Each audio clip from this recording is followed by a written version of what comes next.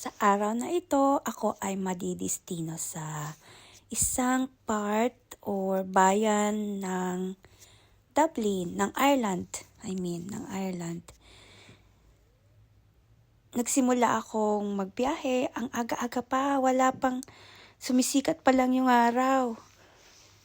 Madilim-dilim pa at super ginaw. Kung nakikita nyo, medyo frosty pa yung mga dahon, yung mga grasses, yung fields. So, ganyan kaginaw.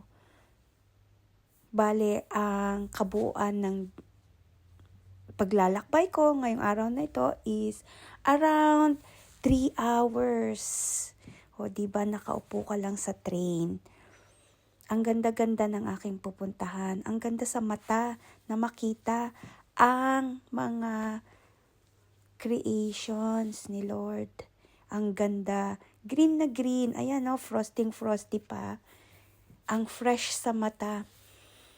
Konti lang ang mga bahay na nakikita na aming nadadaanan. Kasi mostly, yung mga train dumadaan sa likod.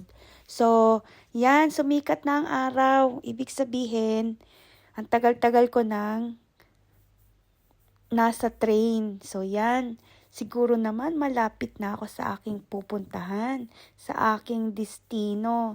Pero ang ganda, 'di ba? Ganda rin ng mga bahay. Sayang wala akong nakuhang mga farm animals.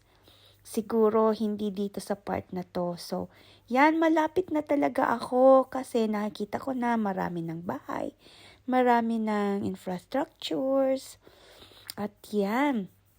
So, ngayong araw na to, dito ako sa bayan ng Waterford.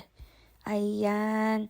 Ito ang isa sa mga pinaka-oldest city ng Ireland. So, yan. Ang ganda-ganda. Marami pang iba. At ang mga bahay dito, parang combination ng mga style. Ibang-iba ang style din niya sa mga European countries. Mayroon din siyang very distinct characteristics. So, may mga magaganda, may mga old, napalibutan din sila ng mga barko. Kaya Waterford siya. Ford is parang nakuha sa word na port. So, yan. Pag nakita nyo tong tower clock na to, ito ang isa sa mga features na nasa Waterford ka na. Ayan.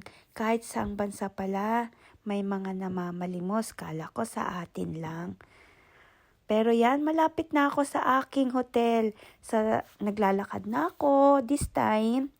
So, kung nakikita nyo, ayan, sabi niya, welcome to Granville.